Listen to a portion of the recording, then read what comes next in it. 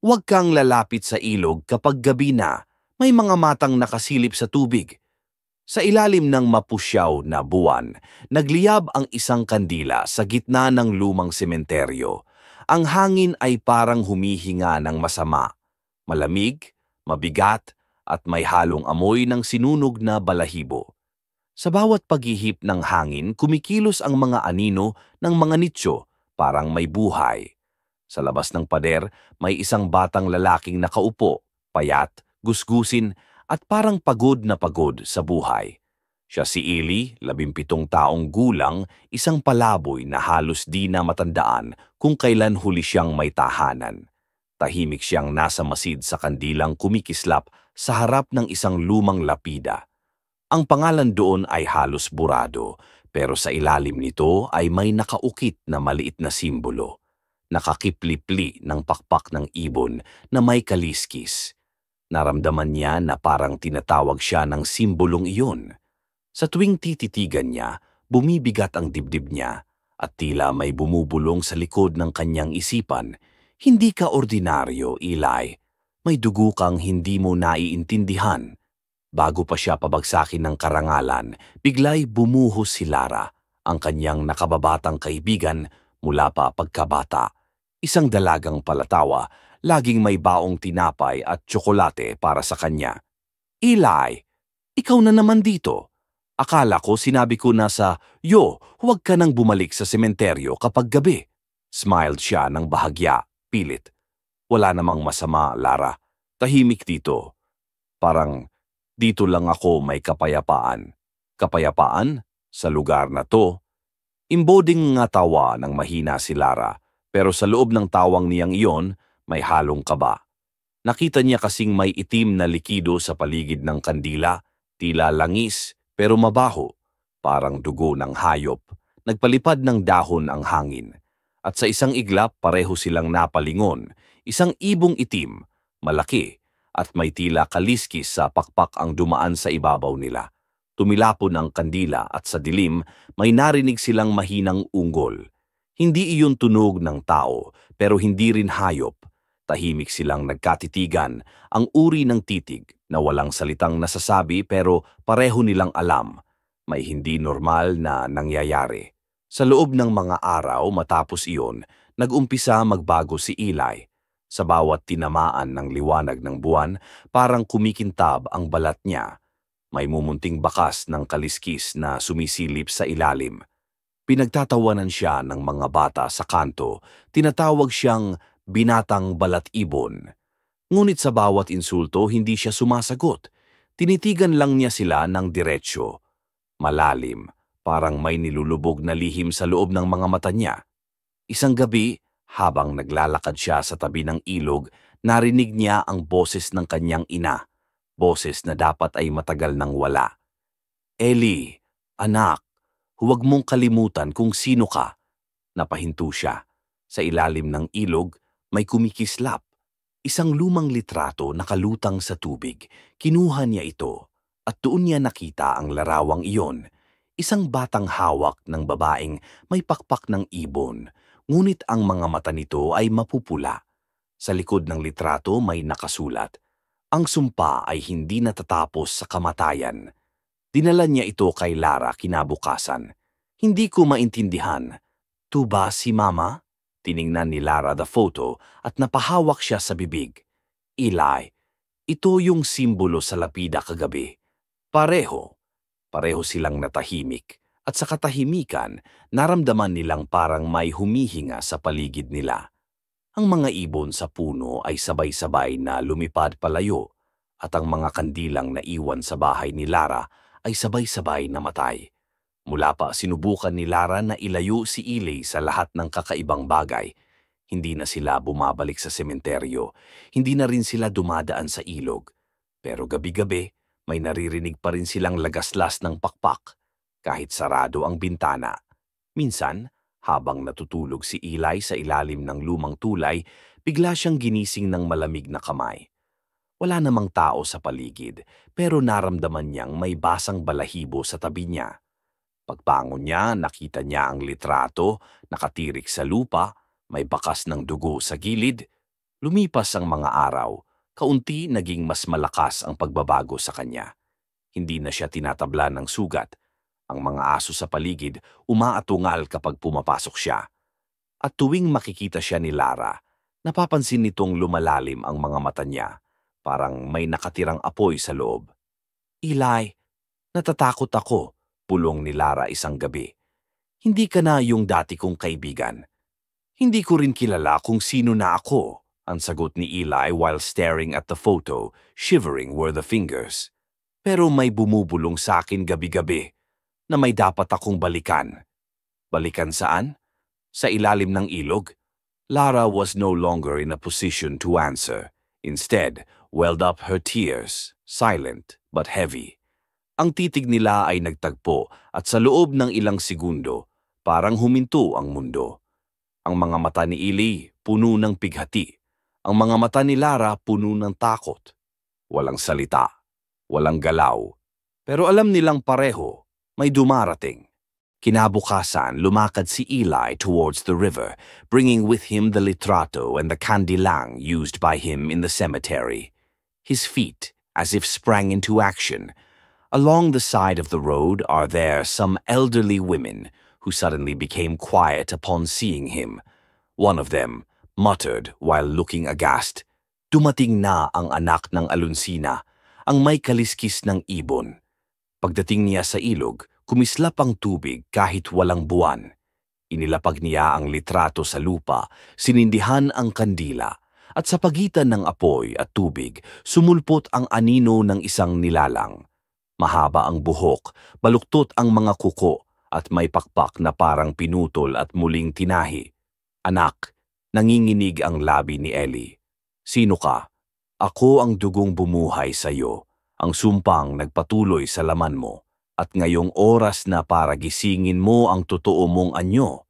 Sa isang pagiglap, nagkakuwad siya ng apoy. Ang tubig ay parang nag-alab, at ang kalangitan ay nagdilim pa nila. Si Lara napalihim at sumunod nang madali sa kanya, napasigaw nang makita niyang nagsimulang mabasag ang balat ni Eli at sa ilalim nito, unti-unting lumilitaw ang mga kaliskis. Hindi kaliskis ng isda, kundi tila ng ibon na may laman ng demonyo. Sa bawat paghinga ng Eli, may isang tingin ng pakpak na umaaling-awngaw kahit wala pa siyang pakpak. Sa bawat patak ng luha ng kaniyang loob, ang tubig sa ilog ay nagiging itim. "Lara, umalis ka na. Hindi kita iiwan." Pero bago pa siya makalapit, bumuka ang lupa sa pagitan nila. Ang apoy ng kandila ay lumaki, at sa gitna ng liwanag, sumulpot ang mga matang pula. Nakatingin diretso sa kanya, sa manunood, sa sinumang nagtatangkang unawain kung anong nilalang ang bumabalik.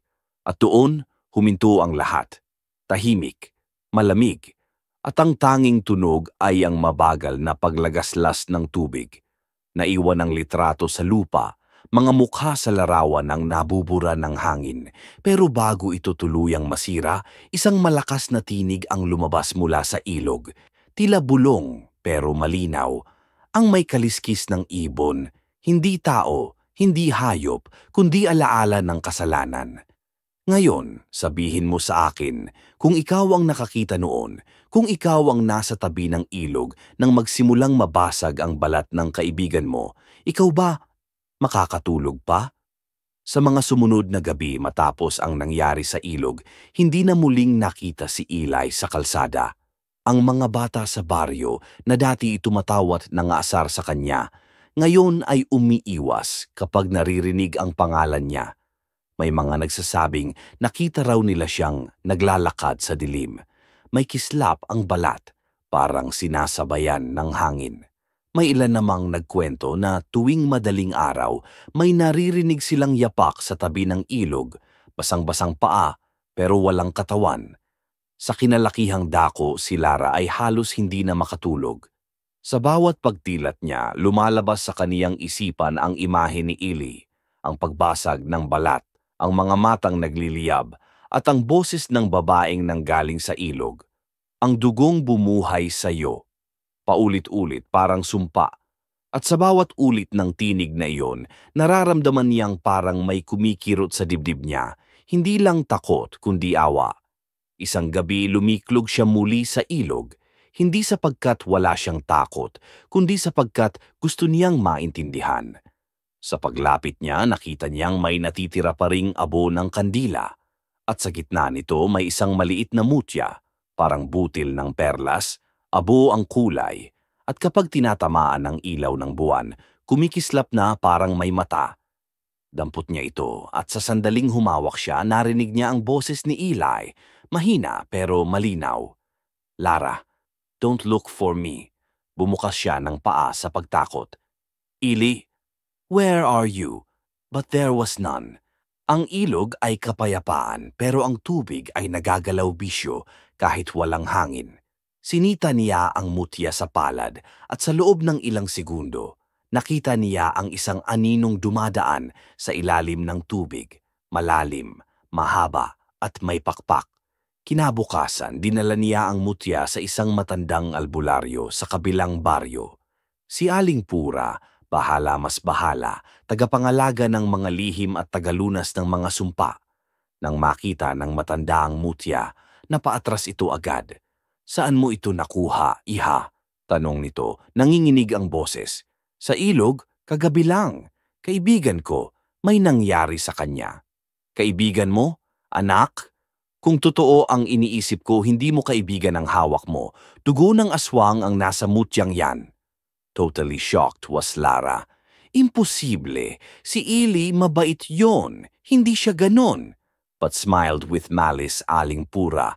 "Ang sumpa ay hindi pumipili ng puso. Ang dugo ay dugo pa rin kahit pilitin mong kalimutan. Baka hindi mo alam. Pero matagal nang may kasaysayan ang pamilya niyang yan." Doon niya narinig ang kwento, isang kasaysayang sinubukan ng mga matatanda sa baryo na itago. Si Alonsina, ang ina ni Eli, ay hindi tao. Isa siyang tagapagbantay ng hangin, isang nilalang na pinagkalooban ng kaliskis ng ibon, tagapamagitan ng langit at lupa. Ngunit sa pag-ibig niya sa isang mortal, isinumpa siya ng kanyang lahi. Ang kanyang anak, si Eli, ang naging tulay ng dalawang daigdig. Sa kanyang ika-17 kaarawan ng buhay, ang sumpa ay muling nagising, panalangin kasabay ng pagtawag ng dugo. Noong namihanap ni Lara ang ganon, gumawa ng kapalamuhan ang loob niya. Nakumbinsi siyang kung paano kadalas niyang makitang nakatingin lamang sa malayo, sa mga ulap o sa mga ibon sa kalangitan. Parang may hanay-hanap na hindi niya maintindihan. "Hindi niya ginusto to," bulong niya. "Walang sino mang ginugusto ang sumpa," answered Aling Pura. "Pero may paraan. Kung makikita mo ulit siya, sabihin mo sa kanya, huwag siyang lalapit sa salamin ng tubig sa ilalim ng buwan. Yun ang hudyat ng pagbabalik ng anyo." Pag-uwi ni Lara, napansin niyang mabigat ang hangin sa baryo.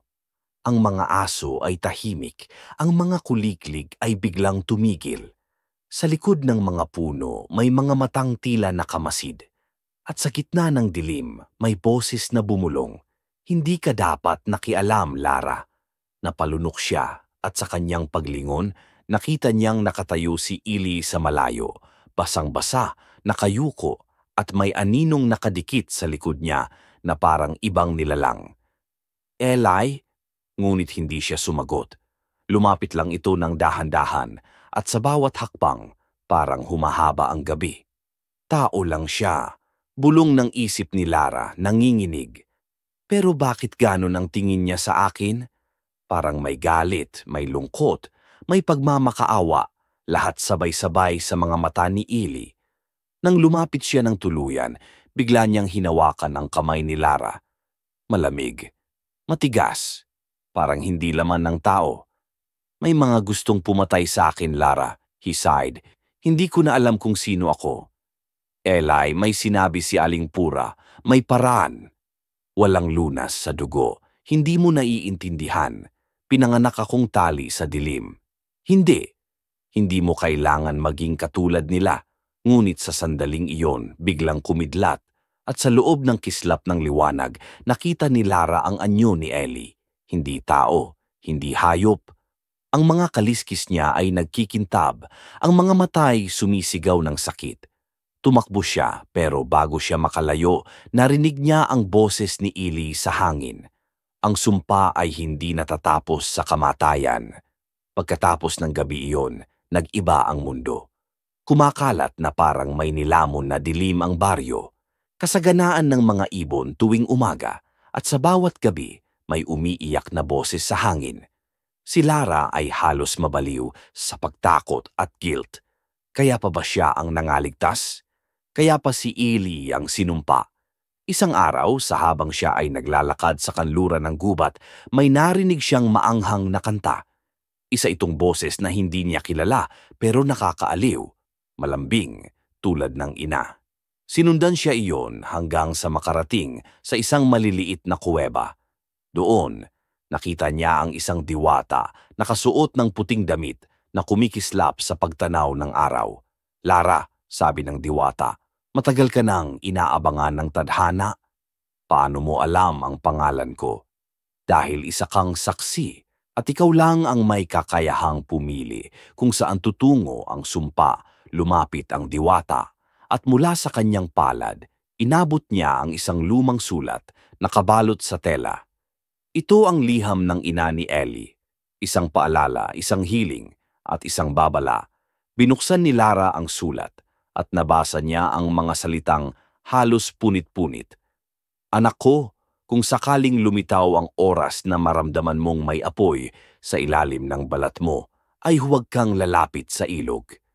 Karihan mo ang mutyang babalik sa iyo ng pagkatao, pero iwasan mo ang titig ng buwan. Sapagkat sa oras na makita ka ng buwan, makikita mo rin ang sarili mong halimaw." He looked at the diwata. Anong ibig sabihin nito? Ang mutya ay hindi lamang alaala. Ito ay kaluluwa, ang puso ng kanyang lahi. Kung babalik sa kanya ito, maari siyang mailigtas o tuluyang lamunin ng kanyang sumpa. Kinabukasan, dinikit ni Lara ang mutya at ang sulat. Dumiretso siya sa ilog, ang parehong ilog kung saan nagsimula ang lahat. Sa gilid nito naroon si Ili, nakaluhod, nakatingin sa tubig, parang nawawala sa sarili. "Eli," tawag niya, nanginginig ang boses. Pause ito at sa sandaling nagtagpo ang mga mata niya, pagkahinga si Lara ng malalim.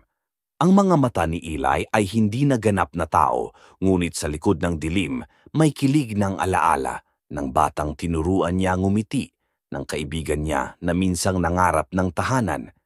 "Dinala ko ang mutya," sabi ni Lara. "Pwede pa tayong lumaban." Ngunit ngumiti si Eli mapait. "Hindi mo ba naririnig? Tinatawag na nila ako." "Wala kang dapat sundin. Tao ka, Eli." "Hindi ako tao," answered he. "At sa bawat pagtanggi ko, mas lumalakas sila." Sa likod niya umalimbukay ang hangin. Mula sa tubig lumabas ang mga anino, mga nilalang na may pakpak ng ibon, mga mata ng apoy, at mga boses na bumubulong. "Halika, anak ng alunsina, panahon mo na." Hawak ni Lara ang mutya, nanginginig. Kung totoo ang sinabi ng diwata, ito lang ang tanging paraan. Tumakbo siya sa direksyon ni Ili, at bago pa siya mahulog sa mga anino, itinapat niya ang mutya sa dibdib nito. Nagliwanag ang paligid ng isang iglap, puting liwanag na halos bulag, katabi ng isang sigaw na hindi mo malalaman kung galing sa tao o sa halimaw, at paglaho ng liwanag, namamaga ang hangin. Ang ilog ay muli ayumi. Sa lupa, nakita ni Lara ang mutya, kayo na yon ay abo in color, basag, and cold. Sa kaniyang tabi, walang si Ili, ngunit may naiwan na marka ng paa sa lupa, patungo sa kagubatan. Pasiglap ang mga araw at parang wala nang nangyari. But on every dapit hapon, nag-aakay pa rin ni Lara ang mga mahinahong tinig sa hangin. Huwag kang lalapit sa ilog kapag gabi na, may mga matang nakasilip sa tubig. At minsan, sa salamin ng tubig, nakikita niyang may aninong dumadaan sa likod niya. Isang binata na nakangiti, may mga matang puno ng kalungkutan, at sa balat niya kumikislap ang kaliskis ng ibon. Minsan, tinatanong niya ang sarili, Si Eli pa ba yun? O isa na siyang bahagi ng sumpa? Ngunit wala nang sagot.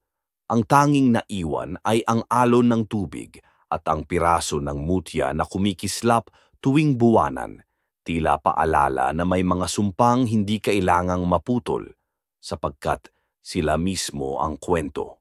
At sa bawat gabi na binabalikan niya ang ilog, ramdam niya ang titig ng mga matang iyon na kamasid mula sa kailaliman, at sa kanyang puso bumabalik ang boses ni Eli. Ang sumpa ay hindi natatapos sa kamatayan. Kaya tanungin mo sarili mo, kung sakaling maramdaman mong may apoy sa ilalim ng balat mo, kung marinig mo ang mga pakpak sa hangin at makita mong sa salamin ay hindi mo na mukha ang bumabalik. Ikaw ba? Takbuhan? No tumalalap? Sa mga kalaunan na linggo, parang nagbago ang hangin sa buong baryo. Hindi na ganun kaingay ang mga bata. Ang mga matatanda hindi na lumalabas kapag gabi. May naririnig silang mga yapak sa bubong, may humahaplos sa mga bintana, at may aninong dumadaan kahit sarado ang mga pinto. Lahat ay nagbubulungan ng isang pangalan, si Eli. Ngunit si Lara lamang ang tunay na nakakaalam na hindi na simpleng nilalang si Eli. Siya na ang tulay ng dalawang mundo, ang natitirang tagapagmana ng dugo ng Alunsina. At kahit gaano niya gustong tanggihan ang katotohanan, bawat paghinga niya ay may kasamang bigat ng takot at awa. Isang gabi, while he was sitting beside the old lampara, klinghold pa rin niya ang mutyang basag, felt niya as though it was still alive. Tinitingalaan, kumikirot sa palad niya, as if it was being called. Placed niya ito on the surface of the table, and in the meantime there was a ninong passed by outside the window. Slowly approached siya, peeked outside. Nothing. But when he looked again at the glass on the wall, there was another face behind him. Si Eli. Eli halos pabulong niyang sabi. Ngunit pagtingin niya, wala na. Kinagabihan, napanaginipan niya ang dati nilang pinupuntahang burol, kung saan madalas silang maglaro noon. Nakaupo roon si Eli, bata pa, may hawak na singsing, isang lumang singsing na may ukit ng maliit na pakpak. Para sa'yo to, Lara, sabi ng batang Eli sa panaginip. Babalik ako kapag handa ka na. Pagbubukasan niya, kinakainan siya. Hindi niya alam kung ayaw niya talaga o dahil sa pag-ugliyo. Pero sa edge ng kama niya, may nakatatlo na lumaling singsing. Pareho sa nakita niya sa panginip. Mula na agad, hindi na siya mapakali. Sa tuwing daraan siya sa ilog, parang may nakamasid. Sa tuwing sisilip siya sa salamin, parang may ibang aninong gumagalaw. At minsan, kapag gabi, naririnig niya ang mga ibon na umiiyak, hindi basta tunog ng hayop, kundi parang tinig ng mga kaluluwang humihingi ng tulong. Isang gabi, pinuntahan niya si Aling Pura. Ngunit pagdating niya sa bahay ng albularyo, sarado na ang lahat ng pinto at pintana. Tinawag niya ng ilang beses, ngunit walang sumasagot. Sa pag-ikot niya sa likuran ng bahay, doon niya nakita si Aling Pura. Nakabulagta sa lupa, ang mga matay nakadilat, at sa dibdib nito nakaukit ang simbolo ng pakpak na may kaliskis. Nanginig ang katawan ni Lara. Sa tabi ng bangkay may nakasulat sa lupa gamit ang dugo. Ang kaluluwa ay bumabalik sa pinagmulan. Tumakbo siya palayo, hawak-hawak ang singsing at ang mutya. Hindi niya alam kung saan pupunta, pero alam niyang may isang tao lang na makakasagot, si Eli. Sa kanya pa naman panig ng gubat, sa ilalim naman ng malamlam na buwan, si Eli ay naroon.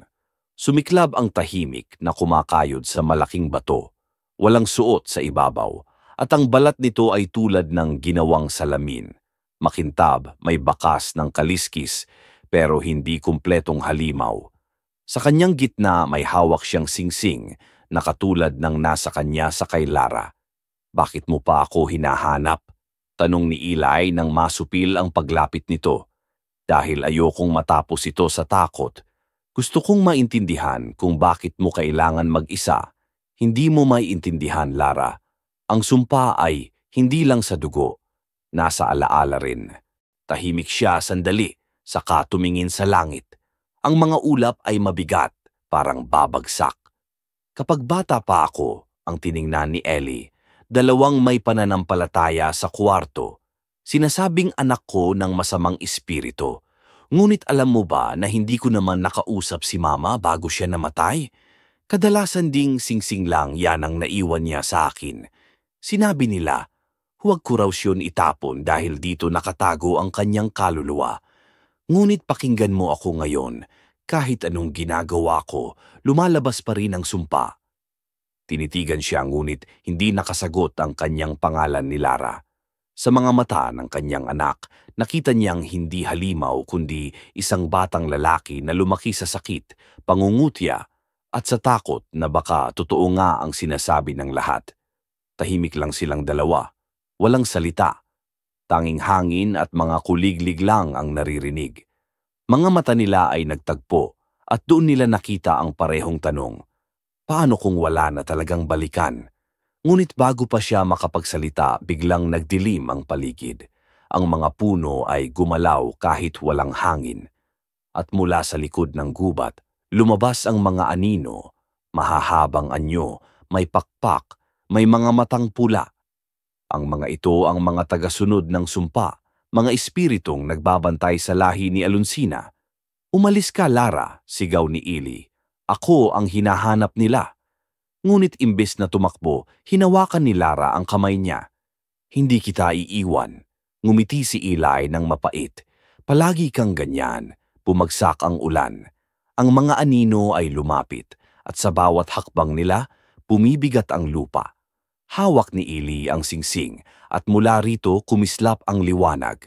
Ngunit kasabay ng liwanag ay kirot. Ang kaliskis sa kanyang braso ay nag-ugat, kumalat, parang apoy na sinusunog siya sa loob. Eli, sigaw ni Lara, hindi ko na kaya. Sa kaunti ng iyon, ipinapakita ni Lara ang bayani sa rings at nagdalawang tala ang walang hangganang paligid. Sa gitna ng ulan, nakita niya ang mga anino na nagsisigawan, nasusunog sa kalawa. Si Ellie ay napasigaw pero hindi sa sakit, sa kalayaan. Pagkatapos ng mga sandali, nagtapos na ang ulan. Walang anino, walang apoy. Si Lara ay nakahawak pa rin ng kamay ni Eli, pero malamig na ito. Ang balat niya ay naging normal na muli, walang kaliskis, pero ang mukha niya ay payapa, parang natulog lang. But before she lost hope, suddenly umihip ang hangin, at sa hangin narinig niya ang tinig ni Eli. Ang sumpa ay hindi natatapos sa kamatayan, ngunit minsan, ang pag-ibig ay kayang baguhin ang anyo nito. Napaluha si Lara. Sa kanyang palad naiwan ang mutya, ngayon ay kulay puti. Kumikislap, parang bagong buhay. Sa tabi nito ang singsing, nakasara, parang tinahi ng liwanag. Makalipas ang ilang araw, bumalik siya sa baryo. Ngunit napansin niyang kakaiba ang mga tao. Ang dating tahimik na baryo ay tila nagising mula sa masamang panaginip. Ang mga ibon ay bumalik. Ang mga bata ay muling tumatakbo sa kalsada. Ngunit sa tuwing may makakakita kay Lara, napapahinto sila. Marahil dahil sa kanyang mga mata, parang may bahid ng liwanag na hindi galing sa mundo ng tao. Bawat gabi, dinadala niya ang singsing at mutya sa ilog. Doon siya nakaupo, tahimik, pinakikinggan ang hangin. At minsan, kapag tumitingin siya sa tubig, nakikita niya si Eli hindi bilang halimaw, kundi bilang anino ng isang batang ngumiti sa kanya, payapa. Ngunit kahit tapos na ang lahat, may mga gabi pa ring kakaiba. Minsan, nagigising siya sa mga boses sa labas ng bintana. Minsan, may ibong nakatayo sa poste, nakatingin sa kanya. At sa bawat dapit hapon, naririnig niya ang bulong ng hangin. Ikaw ang susunod na tagapangalaga. Bilin niya ito. Hindi niya nalalaman kung panaginip lang o totoo. Pero sa loob niya, nakakita niya na may part naman ng sumpa na namanghang nanatili.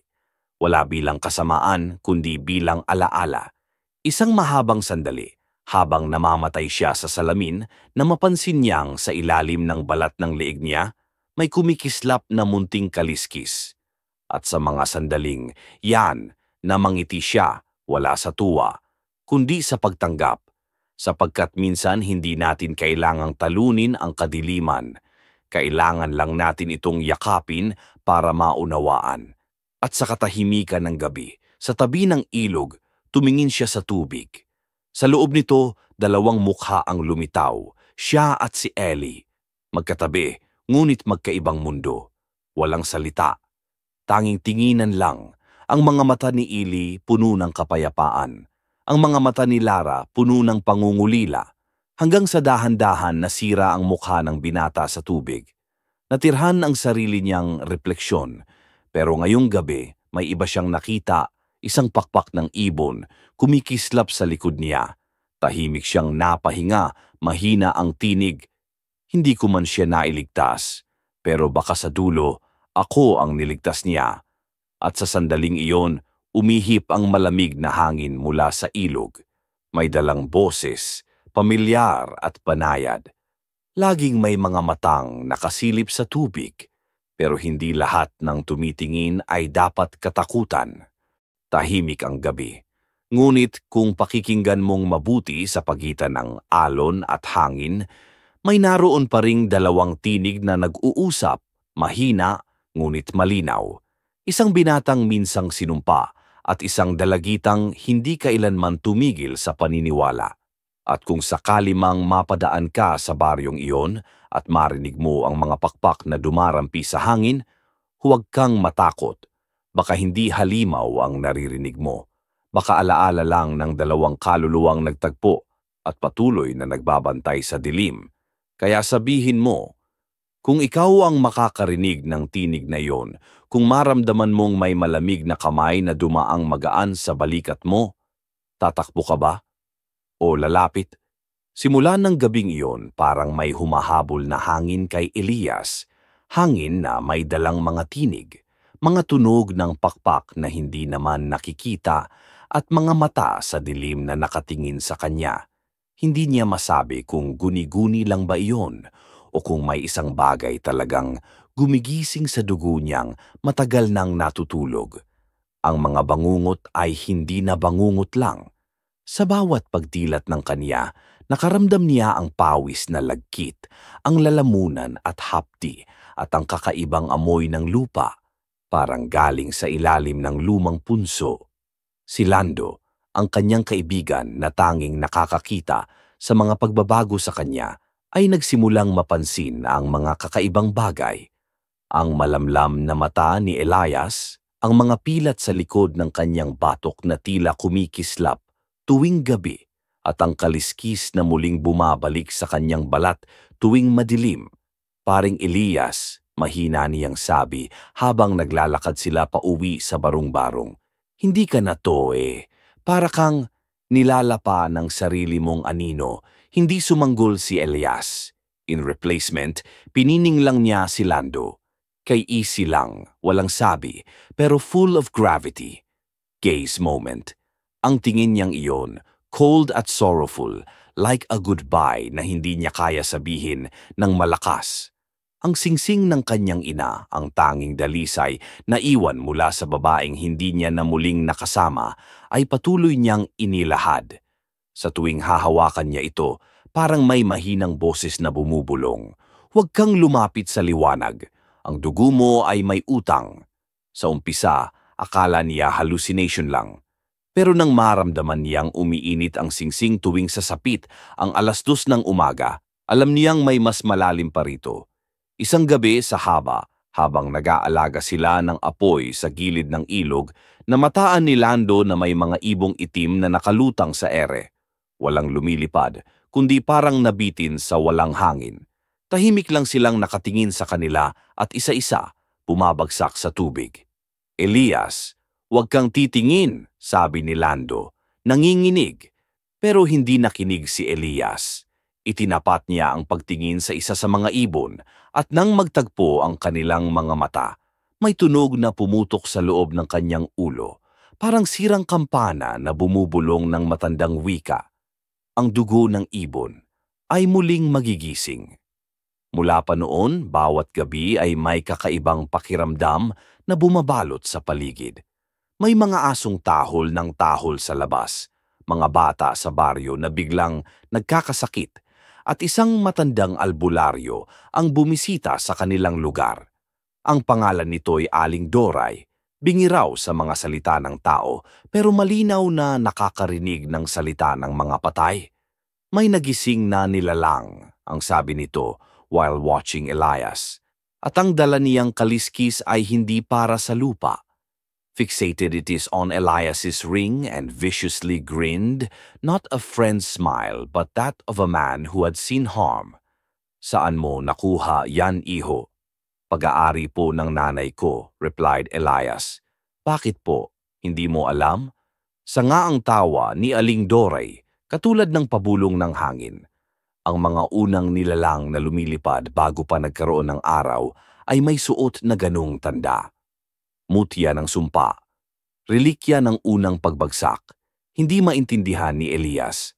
Pero nang umalis ang matanda, naiwan sa kanya ang mga salitang paulit-ulit tumutunog sa isipan niya, mutya ng unang pagbagsak. Mula noon, paulit-ulit siyang nanaginip. Sa panaginip, nakatayo siya sa gitna ng isang lawa. Sa ibabaw ng tubig, nakikita niya ang sariling mukha, ngunit may pakpak sa likod at mga mata na parang ibon. Sa paligid, may tinig na humuhuni ng luma at malungkot na awitin. Sa bawat bangungot na iyon, palaging nauuwi sa parehong imahe, isang babae sa dilim, humahawak ng kandilang sinisindihan gamit ang dugo. At sa bawat pagtatapos ng panaginip, naririnig niya ang parehong linya. Huwag kang lalapit sa liwanag, dahil doon ka magsisimulang mawala. Araw-araw, mas dumadami ang mga kakaibang pangyayari. Isang gabi, nawala ang isa sa mga bata sa baryo. Kinabukasan, natagpuan itong tulala sa ilalim ng puno ng mangga, may sugat sa leeg na parang kagat ng hayop, pero walang dugo, walang kirot. Isa lang ang sinabi ng bata, may lalaking may mata ng ibon at pakpak na ginto. Si Elias ay natahimik lang pero sa loob niya, ramdam niyang may koneksyon iyon sa kanya. Habang naglalakad sila ni Lando pauwi, napansin nilang may mga kalmot sa lupa, parang markang iniwan ng matatalas na kuko. Hindi ito tao, Elias, bulong ni Lando. May nagbabalik. Baka hayop lang yan, sagot ni Elias, pero putol ni Lando ang salita niya. Hayop? May hayop bang marunong mag-iwan ng simbolo sa lupa?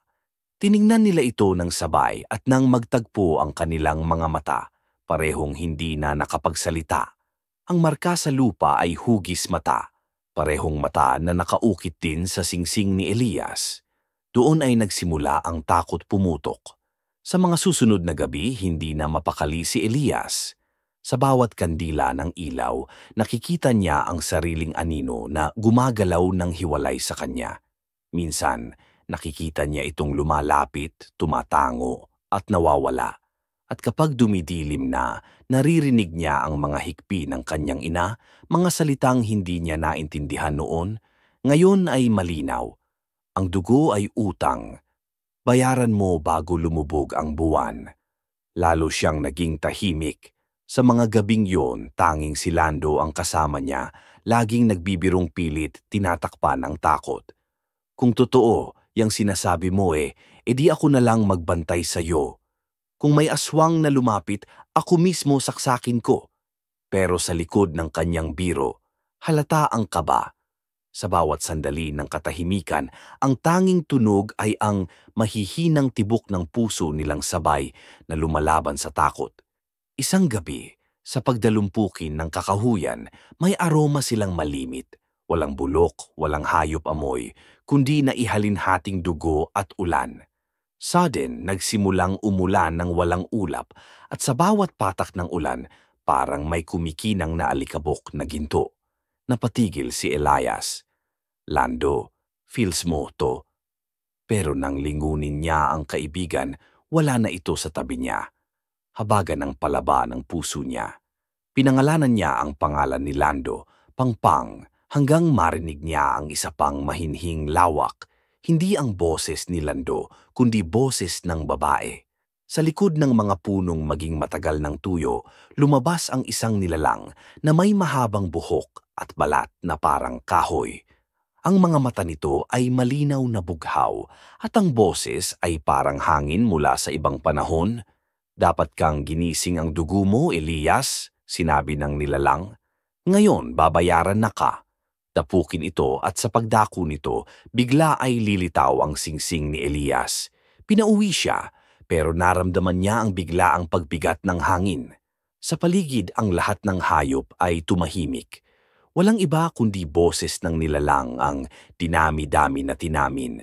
Ang unang pakpak ay sa iyo, pero ang ikalawa kailangan mong ibigay. Nayamad niya ito. Hindi niya alam ang meaning noon. But in the moment iyon, meron umasakit sa kanyang balikat. Isang apoy na parang pumupunit sa laman. In between the pain and the fear, felt niya yung paglabas ng isang bagay mula sa kanyang likod. Mga kaliskis, maninipis at kumikislap sa dilim. Sumigaw siya, hindi sa sakit, kundi sa takot na baka totoo ang lahat. Nang dumilat siya, wala na ang nilalang at sa lupa ay nakahandusay si Lando. Wala sa ulirat, nanginginig, may mga luha sa pisngi. Elias, mahinang sabi nito, ano ka na ba ngayon? Hindi nakasagot si Elias. Katabi nito, iniwan niya ang likod. Pinilit gumanalaki at nilantad sa dilim. Ang kandilang dala niya ngayoy halos maubos na. Ang liwanag nito'y nagiging pula at sa bawat kisap lumilitaw sa lupa ang mga aninong hindi nila kilala. Simula noon, hindi na rin nagbalik si Aling Doray. Ang sabi ng mga kapitbahay, ninaanuman daw nila ito sa ilog, carrying a frame of an old photograph. Photograph with a face of Elias when he was still young. Sino ang nagkuha? Hindi niya nakaalam. Kaya nang nakita niyang ang larawan sa isang basag na bote kinabukasan, pinasa niya sa likod ang mga salitang katulad sulat ng kanyang ina. Ang magmamana ng pakpak ay siyang magbabayad ng kasalanan ng ama. Mga salita niyan ay parang tinik sa kanyang dibdib. Ngayon ay alam na niya kung bakit pinagbawalan siyang magtanong noon tungkol sa ama niyang biglang nawala. Ang totoo, ang dugo ng kanilang pamilya ay hindi tao lamang. May halong sumpa ng isang nilalang na minsang lumaban sa langit. Simulate noon, gabi-gabi magdadalaw sa kanyang panaginip. Minsan babae, sometimes ibon, sometimes bata na nangiiyak sa ilalim ng ulan. All of them have something to say. Ang pakpak ay hindi biyaya. Ito ay utang na kailangang bayaran. Lalong bumigat ang bawat araw.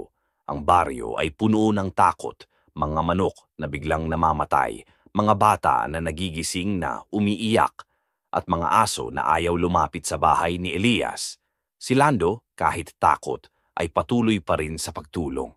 Hindi kita iiwan sabi niya isang gabi habang magkasamang nakaupo sa gilid ng ilog. Pero kung sakaling kailangan kang isakripisyo para matapos to, papayag ka ba? Tahimik lang si Elias, walang salita. Mga tanging tingin niya, yung mga tingin na parang napunit ang kaluluwa, ay sagot na hindi kailanman makakalimutan ni Lando. Pasupilat ang ilang araw at pagkatapos gumuho ang bulong sa hangin, unti-unting nagbalik si Elias. Hindi na siya takot, kaya lang ayaw pang gumuho ang kanyang mga binti. Tuwing gabi, dinadala niya ang singsing sa gitna ng kagubatan, pinapatong sa bato, at pinagmamasdan habang umiilaw. Sa tuwing sisindihan niya ito ng apoy, maririnig niya ulit ang tinig ng kanyang ina. Mahina, malungkot, pero ngayon may halong awa. Kung papayag ka, mabubura ang lahat, pero mawawala rin ang ikaw. Sa huling eksena ng gabing iyon, habang umuulan ng abo mula sa nasusunog na mga dahon, humawak si Elias sa kanyang dibdib at marahang tumawa. Hindi dahil masaya siya, kundi dahil sa wakas, nauunawaan na niya ang katotohanan. Hindi siya nilalang ng sumpa, siya mismo ang sumpa na muling nabuhay. Sa habang dumidilim ang langit, may isang tinig mula sa malayo ang bumulong sa hangin. Ang ikalawang pakpak ay handa na. Ang apoy ng kandila ay biglang namatay. Sa sandaling iyon, ang paligid ay nilamon ng katahimikan, and sa gitna ng dilim, isang pares ng matang kulay gintong ibon ang muling bumukas. Kung ikaw ang nakakita noon, makakatulog ka pa ba? Kinabukasan, dumating ang katahimikan na parang bagyong hindi nakikita. Walang hangin, walang ingay ng mga ibon, at kahit ang ilog ay tila natigil sa pagdaloy. Si Elias ay gising buong gabi, hawak ang kandilang, ngayoy naging itim. Hindi na ito nagbibigay liwanag, kundi usok-usok na may amoy ng nasusunog na balahibo. Sa bawat hinga niya, ramdam niyang may humihila sa loob ng dibdib niya, isang lakas na gusto siyang paluhurin.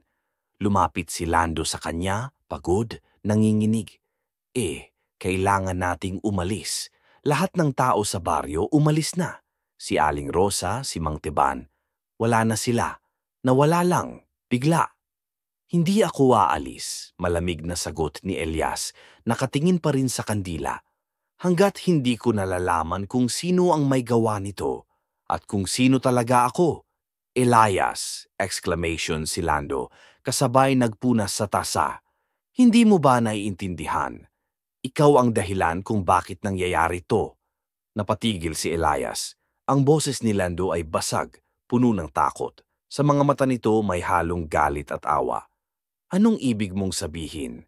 Mahinang tanong ni Elias. Tumalikod si Lando pero bago siya makalayo, nagsalita siya muli. Mahina, nanginginig. Alam ko na ang totoo. Hindi ikaw ang iniwan ng sumpa. Ikaw ang anak ng nilalang na nagdala ng sumpa rito. Parang may yelong tumama sa puso ni Elias. Ano? Your mother. She is not human, Lando blurted out. Matagal na niyang tinago yon. Pinilit niyang maging tao para sa'yo pero nung ipinanganak ka, lumabas ang tanda sa balat mo, ang kaliskis na yan. Akala niya mawawala, pero ngayong nagising na ang dugo mo, bumabalik na ang lahat. Isang mata si Elias, hindi niya alam kung iiyak o tatawa. Naramdaman niyang unti-unting nagiinit ang kanyang balat. Sinungaling ka. Elias, nakita ko, halos pasigaw na si Lando. Noong huli kong nakita si Aling Doray, sinabi niya sa akin lahat. Ang singsing na, yan. Hindi yan alaalang iniwan ng ina mo. Iyan ang mutya na kinatatakutan ng mga diwata. Iyan ang mutya ng pagkabagsak. Sa kabila nito, hindi alam ni Elias kung ano ang unahin, o yung paghinga o yung pag-isip. Tinignan niya ang singsing at sa unang pagkakataon ay nakita niyang unti-unting nagbabago. Ay nanlambot ang pilak at yung ukit na mata ay gumagalaw tulad humihinga. Hindi totoo. Bulong niya. Pero sa sandaling iyon may biglang lamig na dumampi sa hangin. Ang apoy ng kandila ay bumalik at mula sa usok lumitaw ang isang pamilyar na mukha. Ang mukha ng kanyang ina, maputla, umiiyak, ngunit hindi nagsasalita. Nanay? Ngumiti ito pero hindi malambing. Anak, wika nito sa boses na parang basag na kampana. Oras na para malaman mo kung bakit ka isinilang. Lando is backed away, frightened.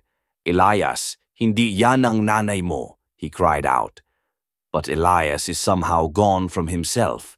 He stepped forward as if drawn by a force he couldn't resist. Bakit? Ngayon mo lang sinabi? Dahil dati may pag-asang mapipigilan, replied the voice. Ngayon huli na. Ang mutya na iyan ay hindi alaalang dapat mong ingatan. Iyan ay pintuan at binuksan muna. Bago pa siya magtanong, sigaw si Lando.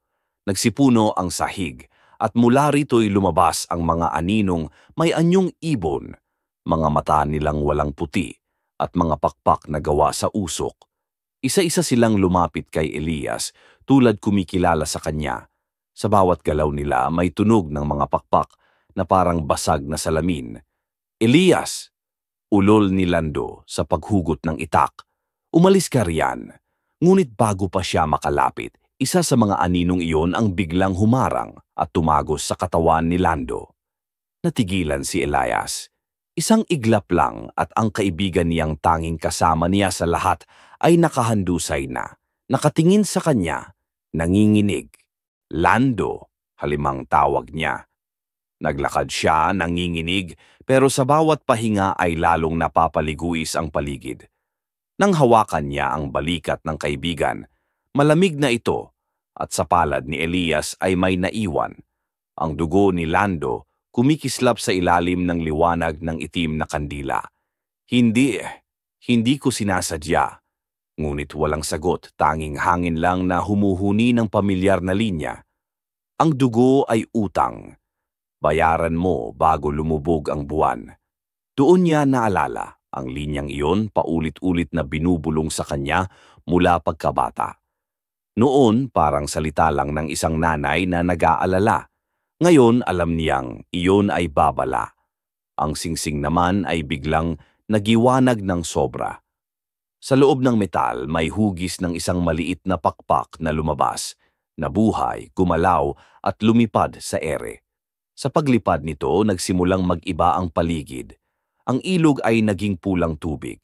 Ang mga puno ay nagkaroon ng mga mata at sa ibabaw ng lahat may boses na umaling-aungaw, malalim, mabigat, parang tinig ng libong ibon na nagsasalita sabay-sabay. Ang unang pakpak ay sa iyo. Ang ikalawa ay sa dugo ng kaibigan mo. Hindi, cried Elias, prostrating beside Lando, holding its body. Hindi ko gustong mangyari ito. Bakit? But in its place felt his hand move that of Lando. Marahan ito ang nakapansin sa kanya, hindi nakatulad noong kaugalian, kundi malamig, mapanuri, parang isa sa mga nilalang na kanina'y lumabas sa lupa. Ang totoo, Elias, pulong ni Lando, matagal na kitang pinaghahandaan. Lag led the candle to the floor. Anong ibig mong sabihin? Ang gagalang tumawa si Lando, maputla, masamang damo. Hinamba ka ba sa akin lang ang takot? Ako ang na-assign ng mga matatanda na tulungan ka. Ako ang pinili nilang tagapagdala, ang tagapagbantay ng mutya. Hindi makapaniwala si Elias. Sinungaling ka. Ngunit ang mga mata ni Lando ay nagbago na. May mga guhit na asul na kumikislap sa paligid nito. Sinungaling? Hindi, Elias. Ako ang dahilan kung bakit hindi ka pa nakakulong sa ilalim ng lupa. Pero ngayon, tapos na. Nabuksan mo na ang pintuan. Ang lupa ay muli ay nagbitak.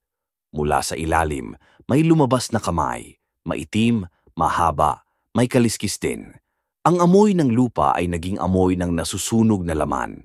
Si Elias ay umatras, pero ang kamay na iyon ay mahigpit na kumapit sa kanyang paa. Sa isang iglap, nakaramdam siya ng apoy na tumataas mula talampakan hanggang dibdib. Lando, tulungan mo ako! Sigaw niya, halos mapatid ang boses. Ngunit si Lando ay tumingin lang, walang emosyon. Hindi ko na magagawa. Hindi na ako tao, Elias. Katulad mo sa harap ni Elias, unti-unting nagbago si Lando. Ang kanyang balat ay nagdilim, ang kanyang mga mata ay naging dilaw, at sa likod niya'y lumitaw ang mga pakpak na yari sa abo. Ngayon alam mo na kung bakit ako laging nariyan. Hindi dahil kaibigan kita, kundi dahil kailangan kong tiyakin na mangyayari ito. Bakit ngayon mo lang sinabi? Dahil kailangan mong magtiwala bago ka mahulog? Umugong ang hangin parang bagyo pabaliktad. Ang mga anino ay muling sumigaw, at sa gitna ng kaguluhan pumutok ang singsing ni Elias. Pumutok hindi bilang metal, kundi bilang laman. Mula rito lumabas ang isang maliit na mata, umiikot sa ere at biglang pumasok sa dibdib niya. Sumigaw siya, ngunit walang tunog na lumabas. Sa halip, narinig niya ang tinig ng kanyang ina. Ang ikalawang pakpak ay handa na. Ang paligid ay biglang bumaligtad. Ang lupa naging langit, ang hangin naging tubig, at ang mga mata ng mga nilalang ay naglaho. Nang dumilat si Elias, nasa gitna siya ng puting espasyo, walang laman, tanging tunog ng tibok ng puso. Sa kanyang kamay, hawak pa rin niya ang katawan ni Lando, ngunit sa pagkakataong ito, wala na itong mukha.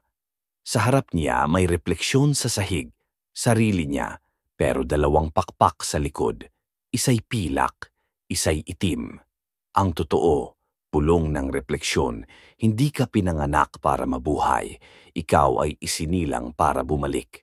Nang hawakan ni Elias ang singsing na ngayon ay naging abo. Bigla itong umilaw muli, ngunit hindi liwanag.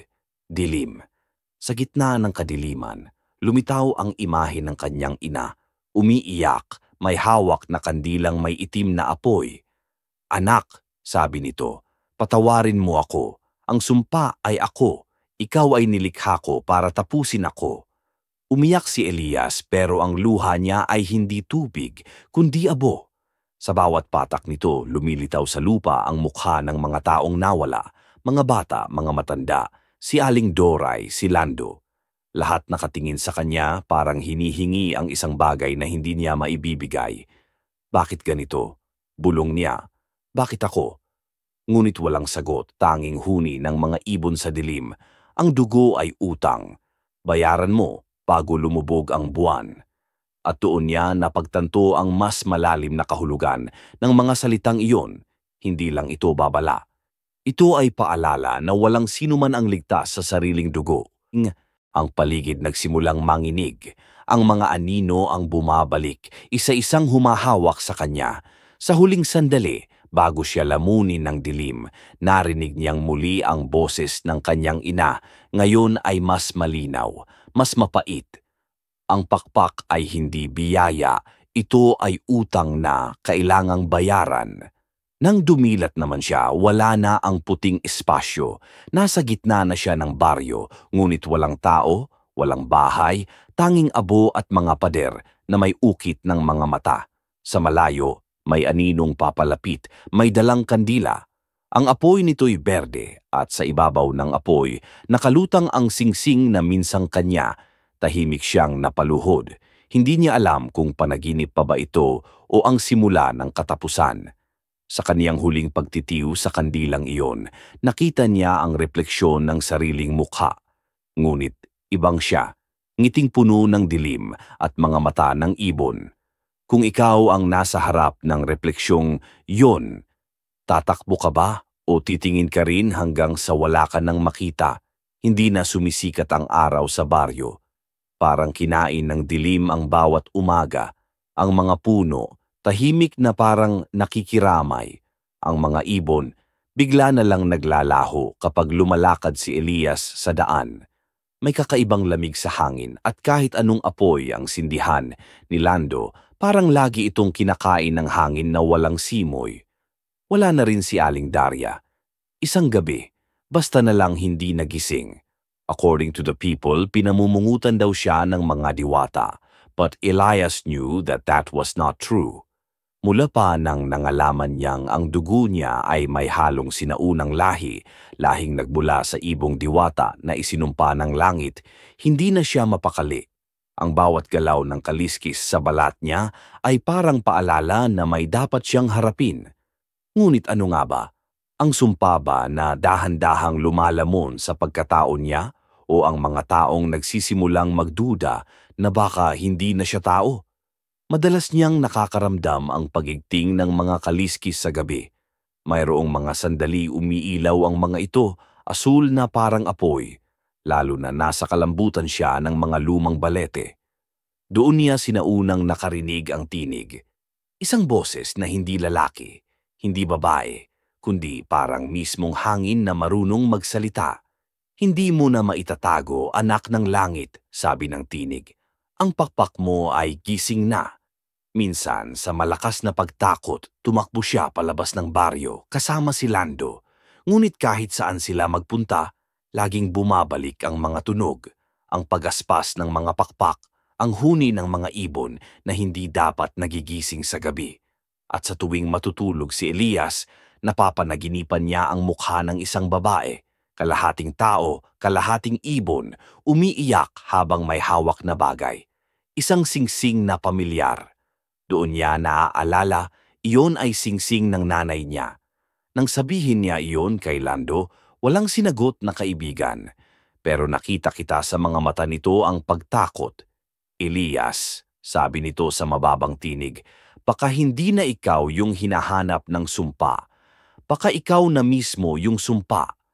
Sa mga sumunod na araw, sunod-sunod ang pagkawala ng mga hayop sa paligid.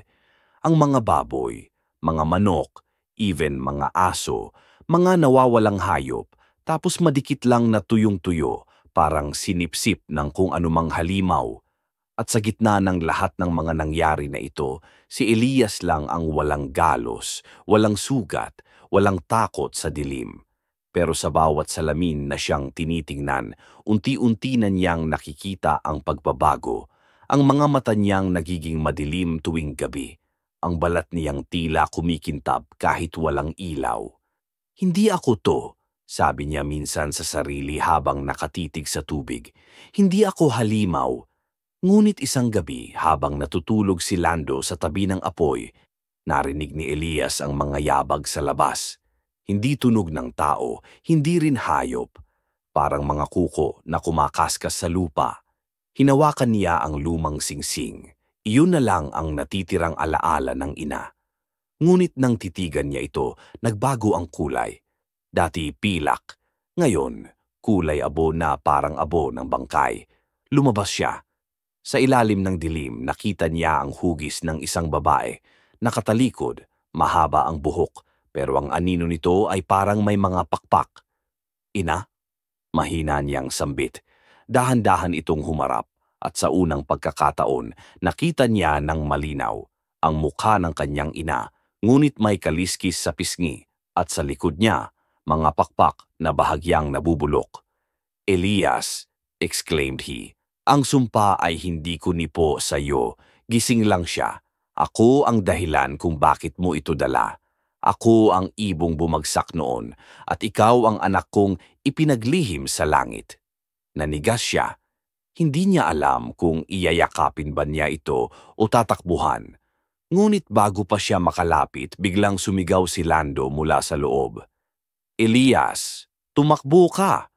Nang lingunin niya, may isa pang nilalang na nasa likod ng kaibigan. Mahaba ang mga kuko, maputla ang balat, at sa mata nito, pamilyar ang liwanag. Aling Daria. Halos hindi siya makapaniwala. Ngunit ngumiti ito, isang ngiting parang punit. Hindi lahat ng namamatay, anak, ay iniiwan na ang mundo. Tumalon ito sa Lando at bago pa man siya makagalaw, tumilapon sa pader ang kaibigan, duguan. Sumigaw si Elias at tumakbo palapit pero biglang lumingap ang singsing sa kanyang kamay. Nagliyab ito ng asul na apoy at sa isang iglap umatras si Aling Daria, nagsisigaw na parang sinusunog ng liwanag. Nang mawala ang apoy, wala na siya pero naiwan ng amoy ng bulok na laman sa hangin. Lumuhod naman si Elias sa feet ni Lando, naginginig. Lando, wake up! But none of this he can remember. In the hand of the friend he holds a crumpled piece of paper, part of an old picture. In the picture he saw the face of the mother, Aling Daria, and another man who bears his likeness. Saka lang niyang napansin, sa likod ng larawan, may nakasulat, ang dugo ay hindi nalilinis sa dasal. Isa lang ang paraan, ang sakripisyo. Nagsimulang umulan pero hindi malamig. Parang bawat patak ay apoy. Sa bawat bagsak ng ulan, nararamdaman niyang sumasakit ang kanyang balat. Ang mga kaliskis nag-iinit at ang hangin nagdadala ng mga boses. Parehong boses ng kanyang ina at ng tinig na dati naririnig niya sa balete. Ang langit ay nagmamasid, Elias. Piliin mo kung sino ka gabi-gabi.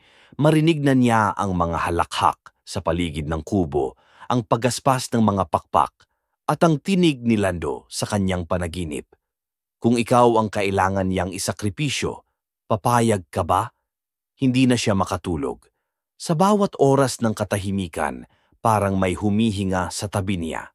Mga mata ng ina sa panaginip, laging nakatingin, laging umiiyak. At minsan sa pagmulat niya, nakita niyang totoo pala, nakatayo ito sa sulok, nakatingin sa kanya. Wala kang kasalanan, sabi ng ina sa basag na tinig. Ngunit kung hindi mo sisimulan ang ritual, mawawala ang lahat. Anong ritual? Sigaw niya, halos basag na rin ang boses. Ngumiti ang ina at dahan-dahang lumapit. Sa kamay nito, hawak ang singsing na ngayon ay nagiging abo. Ang mutya ng kalangitan, ito ang magbubukas ng daan. Pero may kapalit, Elias. Lahat ng kalayaan may kapalit. Hindi ko na kaya, inay. Lahat sila namamatay. Hindi sila namamatay dahil sa iyo, kundi dahil ikaw ang tanging buhay na may kakayahang putulin ang sumpa. Umalingaw-ngaw ang kulog. Ang liwanag ng kidlat ay sumabog sa paligid at sa sandaling iyon nakita niya sa anino ng ina ang malaking ibong puti, pero may sugat sa dibdib at sa loob ng sugat may ilaw. Doon niya napagtanto, iyon ang puso ng ibong diwata na isinumpa. Ang puso ring ibinaba sa kanya bilang tanda ng kasalanan. Pumuna siya, pero bago niya makamit ang ina, sa kanang lupa pabuking pala sa ilalim nila. Pinilit niya ang dilim, at nang muli makinig ng kamalayan, sa gitna siya ng gubat. Kabuuan ay mga mata ng hayop, nanginginig at nagmamasid. Sa harap niya nakatayo si Lando, buhay, pero iba na. Lando? Mahinang tanong niya. Taos-puso ang kaibigan pero may dugo sa labi.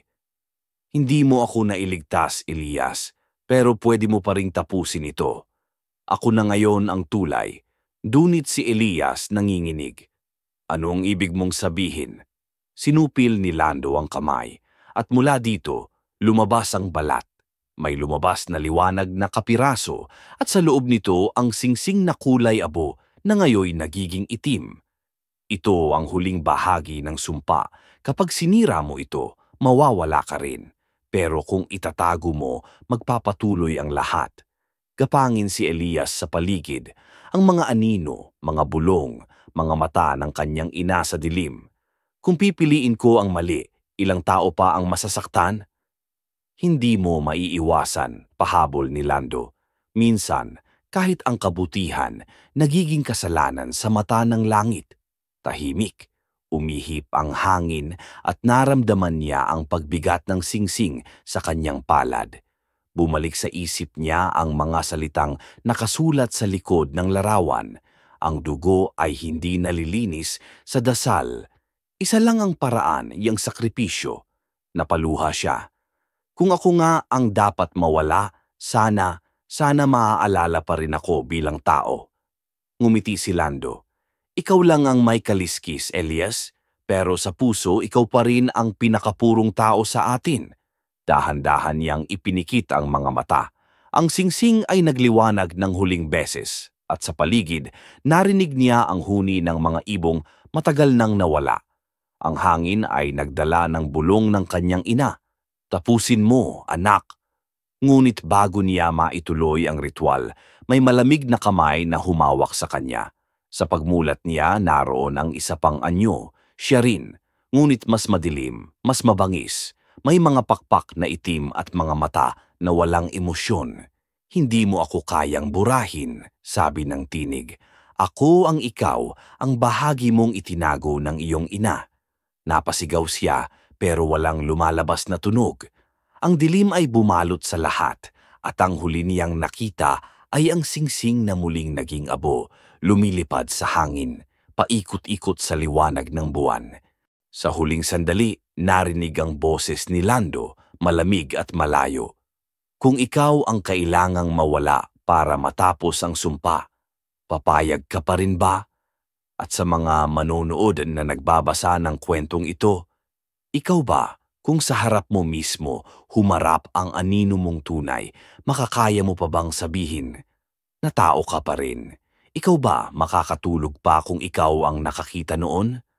Walang tingin ng unang umaga pagkatapos ng dilim. Walang ibon, walang hangin, nang walang iba kundi kaluskos ng tuyong dahon na parang tinig ng mga patay. Sa gitna ng kagubatan, nakahandusay si Elias, walang malay, nakayakap sa abo ng singsing. Ang balat niya sugatan at basag-basag, pero sa ilalim nito, kumikislap pa rin ang mga kaliskis, mahina, parang hinga ng kandilang nauupos. Nang dumilat siya, parang hindi na niya alam kung anong oras o panahon iyon. Ang paligid ay walang kulay, parang lahat ng bagay ay lumang alaala, ang puno, ang lupa, pati ang hangin. Naroon din si Lando, nakaupo sa batong may bakas ng dugo, tahimik na nakamasid. Gising ka na, sabi nito, malamig ang boses. Akala ko hindi mo nabubuksan ang mga mata mo. Umupo si Elias, nanginginig. Saan tayo? Sa pagitan, sagot ni Lando. Hindi lang ito gubat, ito ang hangganan ng mga buhay at ng mga nilimot. Napatingin si Elias sa paligid at doon niya napansin ang mga anino, mga anyong pamilyar, naglalakad sa dilim. Si Aling Daria, ang mga hayop na nawala, pati ang ina niya, nakatayo sa malayo, nakamasid, walang imik, parang mga espiritong naghihintay ng pasya. Bakit ako nandito? Asked Elias, but halos hindi makalunok. Smiled Lando, but bitter. Kasi ikaw lang makakaalis. Ako, hindi na. Anong ibig mong sabihin? Tandaan mo yung sinabi ng tinig noon? Ang pakpak mo ay gising na. Akala mo sumpa lang yon, pero totoo. Ang lahi ninyo binigyan ng langit ng kapangyarihang magbukas ng daan, hindi para sirain, kundi para magbalik ng balanse. Pero may halaga.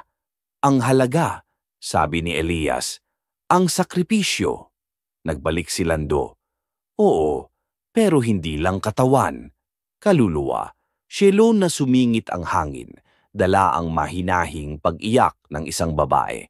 Si Elias ay dahan-dahang lumingon at nakita niya sa gilid ng gubat ang kanyang ina, nakatayo, nakaluhod, umiiyak. Ang mga pakpak nito ay punit-punit na, ngunit sa mga mata may liwanag pa rin ng pagmamahal. Inay, mahina niyang sambit. Ngunit bago pa siya makalapit, biglang lumitaw ang itim na anyo. Yung nilalang na kamukha niya, ang aninong dati niyang nakita. Lumapit ito, mabagal, at sa bawat hakbang, nagdidilim ang paligid. Ako ang natitirang kasalanan, sabi ng anino. Ako ang nilikhang kaluluwa ng sumpa. Kung aalis ka sa mundong ito, ako ang maiiwan. At kapag nawala ka, ako ang magiging ikaw na gitngit si Elias. Hindi kita hahayaan, greet the shadow. Hindi mo kailangang hayaan kasi ikaw din ang humihiling. Lumiban sa kalooban niya ay ang lahat, ang mga gabi ng galit, ng paghahangad, na sana mawala na lang ang lahat. Ang mga sandaling nanalangin siyang sana hindi na siya tao para hindi na siya masaktan. Doon niya naintindihan, ang sumpa ay hindi lang pamana. Isa itong salamin ng kanyang mga lihim na dasal. Hindi ko gustong maging halimaw, whispered niyang wika. Pero gusto mong lumaya, replied Anino. At iisa lang ang paraan ng tunay na kalayaan. Apakapak si Lando, stamped between them. Elias, pakinggan mo ako. Bago ka bumalik sa mundo, kailangan mong pumili. Kung sisirain mo ang singsing, mawawala ka. Pero kung itatago mo, ang sumpay magpapatuloy. Pero may isa pang daan. Tulad ng ano? Asked Elias. Tulad ng pagyakap, sabi ni Lando. Ang sumpa ay hindi binabasag. Tinatanggap. Napatitig si Elias sa abo ng singsing. Dahan-dahan niyang pinulot ito at sa kamay niya muling lumiwanag. Hindi na asul, kundi puting liwanag na parang ulan. Sa bawat sandali, nararamdaman niyang gumagaan ang dibdib. Pero kasabay nito, ang mga kaliskis ay unti-unting nagiging abo. Parang tinatanggal ang bigat kapalit ng laman. Anong nangyayari sa akin? Tanong niya. Ngumiti si Lando. Unti-unti mong ginagawang liwanag ang sumpa. Hindi mo kailangang mawala para matapos ito. Kailangan mo lang tanggapin na bahagi ka ng parehong dilim at liwanag.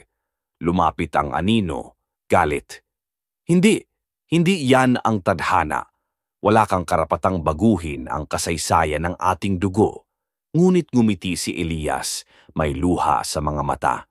Kung totoo ngang dugo mo rin ito, hayaan mong ako ang pumili kung paano ko tatapusin.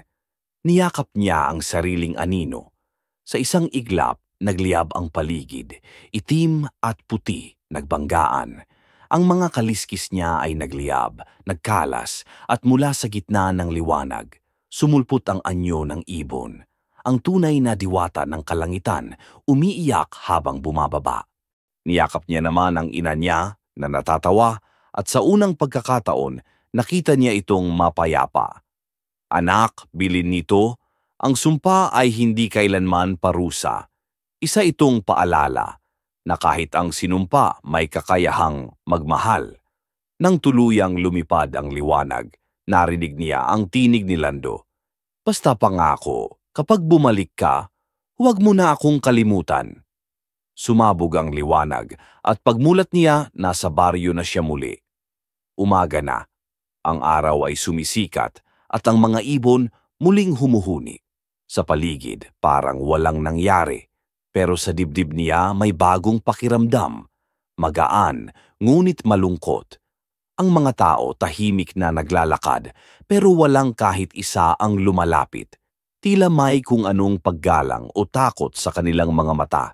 Sa mga palad niya wala na ang kaliskis, pero may natitira, isang maliit na marka tulad ng abo ng pakpak. At sa hangin, narinig pa rin niya ang mahinang tinig ni Lando, nagbubulong. Ang langit ay nagmamasid, Elias.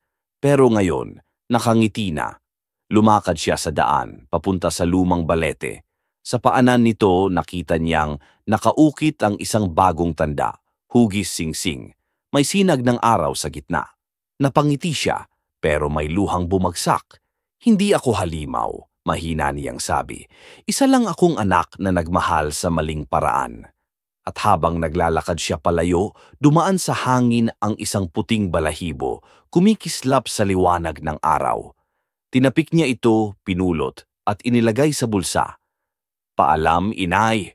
Paalam, Lando.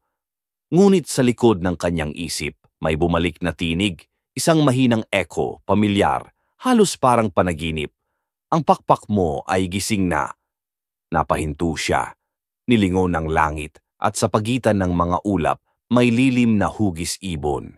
Malaki, mapayapa, at sa pakpak nito nakasulat ang parehong tanong na minsan niyang tinakbuhan. Kung ikaw ang kailangan niyang isakripisyo, papayag ka ba? Ngayon, wala na ang takot sa kanyang mata. Tumingin siya sa langit, ngumiti ng may luha, at mahina niyang sinagot, kung kapalit noon ay kapayapaan. Oo, ang hangin ay dahan-dahang humina, kagaya humihinga ng huling beses ang gubat. Ang balete ay muling yumuko at ang mga ibon ay nagliparan. Sa lupa, kung saan minsang bumagsak ang abo ng singsing, may sumibol na isang bulaklak, kulay abo, ngunit kumikintab sa araw. At sa kanilang mga nakikita, walang nagsalita. May nagsasabi na nakita raw nila si Elias na tumingala sa langit bago tuluyang naglaho sa liwanag. May ilan namang nakakakaya na hindi siya nawala, na naging bahagi na siya ng hangin ng mga ibong lumilipad tuwing dapit hapon. Ngunit sa tuwing may batang palaboy na nagdaraan sa baryo, laging naririnig ng mga tao ang parehong mahinang huni. Parang tinig ng isang lalaking pagod pero mapayapa. Huwag kang matakot sa mga kaliskis. Minsan, yan ang nagpapaalala kung gaano ka naging tao. At kung sakaling marinig mo yon, sa gitna ng gabi, habang tahimik ang paligid at malamig ang hangin, sigurado ka bang hindi mo siya nakikita? O baka, tulad niya, ikaw na rin ang nagising. Tahimik na naman ang baryo. Parang walang nangyaring kababalaghan, pero sa ilalim ng bawat ngiti ng mga tao, may kaba na hindi mabura. Ang mga bata hindi na naglalaro tuwing gabi. Ang matatanda laging may dalang kandila kapag dumidilim. At sa gitna ng lahat, laging binabanggit ang pangalan ni Elias, hindi bilang halimaw, kundi bilang sugo ng liwanag at dilim. Ngunit ang kapayapaan, gaya ng hangin, hindi nananatili. Isang gabi, may lumulubog na batang umiiyak dito sa tabi ng ilog. Ang pangalan niya, Turo. Ulila, palaboy din gaya noon ni Elias. Sa kamay niya may hawak siyang laruang ibon, ang gawa ay kawayan. Bigay daw raw ng isang lalaki sa panaginip. Sabi niya, ako raw ang susunod, pulong ng bata habang nakatingin sa tubig. Nang marinig ng mga matatanda, kinilabutan sila. Kasi ilang gabi na rin nilang napapansin ang kakaibang liwanag sa langit, parang pakpak ng ibon na umiikot sa ibabaw ng balete. At tuwing sasapit ang hating gabi, may maririnig na mga tunog ng pakpak at mahihinang bulong ng pangalan. Elias, anak ng hangin, bantayan mo! Ang baryo ay muling nabalot ng takot. Sa kanyang iba pang dako ng bundok, malayo rin sa mga tao, may isang kubong lumang-luma kung saan naninirahan si Aling Dida, ang bagong albularyo. Isang gabi dumating sa kanya ang batang si Turo, humihingi ng tulong. May sumusunod po sa akin, sabi ng bata. Halos hindi makatingin. Anong sumusunod? Tanong ni Aling Dida habang pinapainit ang palayok ng mga dahon at asin. Yung lalaki sa panaginip ko, may mga kaliskis siya. Pero hindi siya masama. Umiiyak lang siya, tapos sabi niya, huwag ko raw kalimutan yung singsing. Napatigil si Aling Dida. Solong na niyang narinig na kwento ng mga matatanda tungkol kay Elias, ang binatang may sinaunang kaliskis ng ibon. Ang nagsakripisyo raw para tapusin ang sumpa. Pero kung totoo ang bata, baka hindi pa nga tapos ang lahat. Turo, he said, anong naidala ka mula sa panaginip mo? Tahimik na tumango ang bata at mula sa bulsa ay inilabas ang isang maliit na abo, parang pulbos na kumikintab kapag tinatamaan ng apoy. Paghawak ni Aling Dida, bigla siyang nanginig. Sa loob ng abo, nakita niya ang mga anino ng nakaraan, si Elias, si Lando, at ang malaking ibong may sugat sa dibdib. Narinig niya rin ang isang pamilyar na tinig. Ang pakpak mo ay gising na. Napaatras si Dan, halos mabitawan ang palayok. Diyos ko, pulong niya. Hindi pa tapos. Gising na naman ang hangin. Kinabukasan, kumalat sa baryo ang balita. Napansin raw si Turo na naglalakad sa gubat, inaawit ang parehong himig na dati raw kinakanta ni Elias noong bata pa siya. Ang mga matatanda nagdasal, pero may ilan sa kanila tahimik na lang kasi naramdaman nila ang parehong lamig sa hangin, yung lamig na dulot hindi ng panahon, kundi ng presensya. Sa gabi na iyon, dingoy sa bahay ni Aling Dida ng isang matandang lalaki, nakayuko, nanginginig. Hindi na mapigil, sabi niya. Ang mga ibon sa gubat, biglang nawawala. Ang mga aso, tumatahol sa hangin. Tapos kaninang umaga, may nakita kaming marka sa lupa, parang abo ng singsing. Nagpasindi si Aling Dida ng 3 kandila. May batas ang kalikasan, sabi niya. Kapag may sinakripisyo, may kapalit. At minsan, hindi dugo ang hinihingi ng langit, kundi pagpapatuloy. Bumuka ang pinto ng kubo. Nakatayo si Turo, pero ang mga mata niya dilaw na parang liwanag ng buwan. Hindi na ako si Turo, sabi niya sa malamig na boses. Ako ang anak ng hangin, ang binatang palaboy na bumalik. He visited Aling Dida. Elias? The child smiled sorrowfully. Hindi ako siya, pero nasa loob ko siya. Nasa bawat hinga, bawat dasal ng mga nakalimot. She approached him and in her hand, the ash formed again, became an oval shape that glowed in the darkness. Hindi ko alam kung bakit bumalik, pero sabi ng hangin, may bagong dilim na darating. Yung hindi na halimaw sa lupa, kundi takot sa puso. Anong ibig mong sabihin? Asked the old man. Tumingala si Turo at sa labas ng bintana, sumilip ang buwan. Ngunit ang buwan ay may anino, hugis ibon, ngunit may mga mata. Ang sumpa, sabi ng bata, hindi nawawala. Nagpapahinga lang. Lumapit siya sa apoy, pinatong ang singsing sa gitna. Nagliyab ito ng kulay pilak at sa isang iglap, nagpakita ang imahe ng isang babae, si Elias na ina. Ngunit mas bata, mas buo. Kung ang dugo ay hindi nalilinis sa dasal, bulong ng imahe, baka panahon na para pag-isahin ang langit at lupa. Ang mga kandila ay sabay-sabay na namatay. Tumayo pa rin si Aling Dida, nanginginig, while si Turo was still staring at the ashes. Turo, she said, kaya si Kaya ka Chusen, kasi hindi ka pa nararanasan ng galit ng matatanda o ang takot ng nakaraan.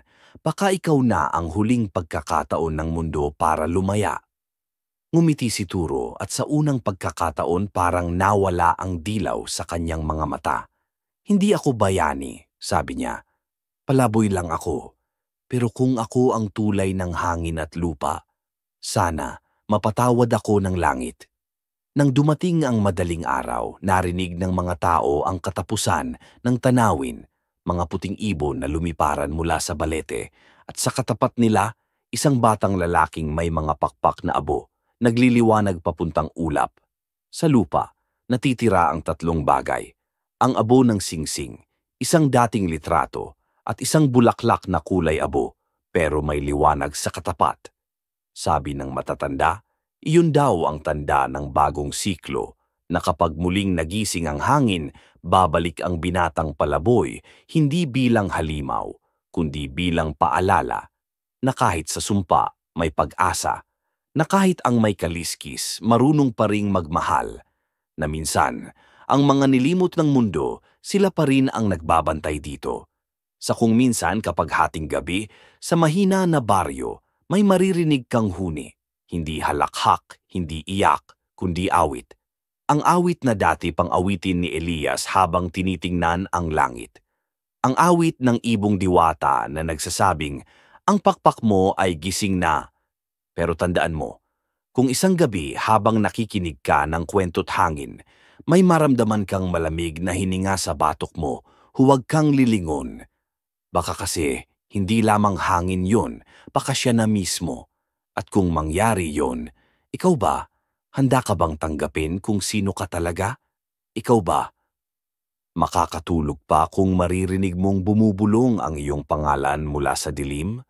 Muling uliwa ang dilim. Hindi na ito iyong kamuwang ordinaryong gabi. Parang ang paligid na buong mundo ay nilamon ng aninong may buhay. Bumigat ang hangin at bawat hinga ni Elias ay may kasamang pighating, matagal nang nakatago sa ilalim ng kanyang balat na parang kaliskis.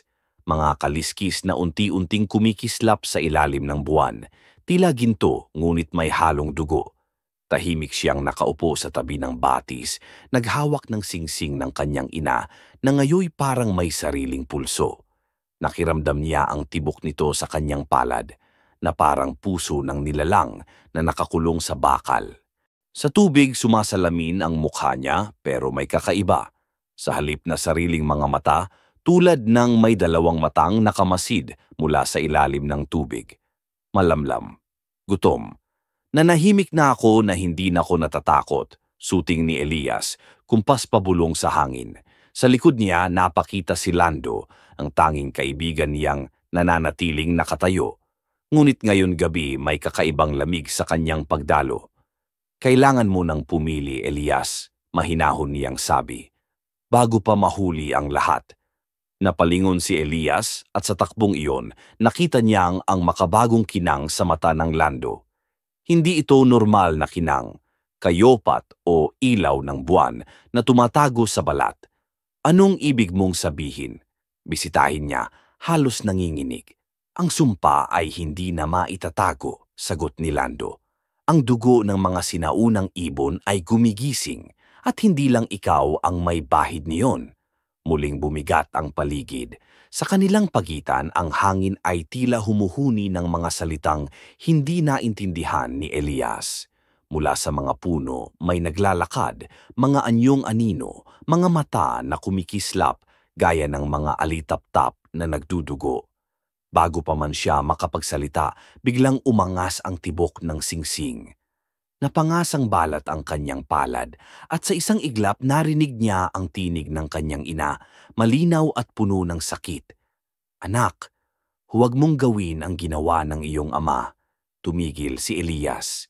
Inay, bulalas niya, ngunit walang sumagot. Ang tinig ay humalo sa hangin, naging sigaw, naging awit na may halong panaghoy. Si Lando ay lumapit, dahan-dahan, ngunit ang bawat yapak niya ay nagiiwan ng bakas, hindi ng paa, kundi ng mga kaliskis na kumikislap. Matagal ko na ring itinatago, sabi niya, pero ako ang unang pinili ng mga ito. Ako ang dapat na maging tagapagmana, bago ikaw. Dito parang baha ang mundo ni Elias. At last, nadama niya ang mga segredo na talunan ng hindi sinasabing sinasabi. Ang pagkaibigan nila ni Lando ay hindi lamang tadhana, isa itong probisyon, isang mga paglalakbay ng dugo against sa dugo. Paano mo ko pinaniwalaan na ligtas akong ganap? Scream ni Elias, tanginginig. Paano mo ko hinayaang maniwala sa kasinungalingan mo dahil kailangan mong matutunan kung ano ang tunay na anyo mo bago kita labanan? Answered Lando, cold, without tears in his eyes. The curse of the Kaliskis cannot be denied anymore. There is only one who can live among us. Umugong ang hangin. Sa paligid, nagsimula ng magputukan ang mga ilaw ng mga alitap-tap, tila mga mata ng mga nilalang na naghihintay sa labang dugo at apoy. Ang tubig ng batis ay kumukulo at mula rito sumulpot ang aninong hugis ibon. Malaki, matikas, ngunit may mukha ng tao. Ang mukha ng kanyang ama. Elias, ang sinabi ng anino, ang boses ay tulad ng lumang tambol ng mga ritual. Panahon na. Ang Kaliskis ay hindi sumpa, isa itong karapatan. Napaatras si Elias nanginginig. Karapatan? Karapatan bang pumatay? Karapatan bang manira ng buhay? Kung ang mundo ay nilamon ng kasinungalingan, sino pa ang tunay na tao? Sagot ng anino. Baka tayo lang ang totoo. Ang mga salitang iyon ay sumapol sa dibdib ni Elias. Sa loob-loob niya, naalala niya ang mga gabi ng gutom, ng pagmamakaawa sa langit na sana'y mawala na ang sumpa.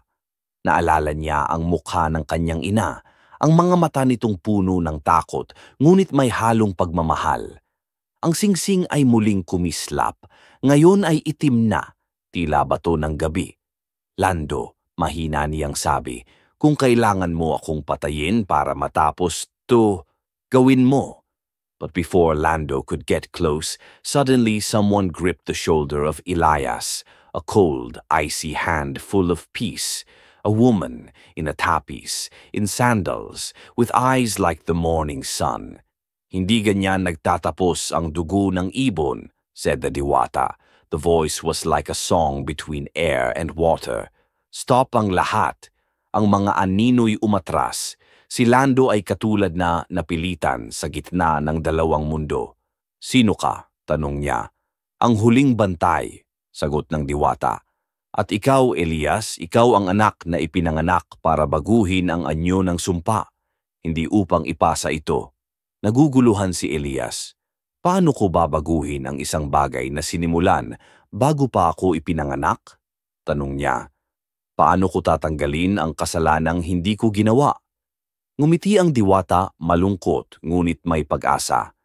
Sa pamamagitan ng pag-amin, sa pamamagitan ng pagpatawad, hindi mo kailangang maging tulad ng mga nauna. Habang sinasabi niya iyon, ang singsing ay biglang lumiwanag, hindi na itim kundi pilak, parang liwanag ng madaling araw. Ngunit sa kabilang dulo, si Lando ay unti-unting nagiging anino. Ang mga kaliskis niya ay nagiging abo. Hindi mo ako kayang palayain, bulong niya, dahil bahagi ako ng sumpa mo.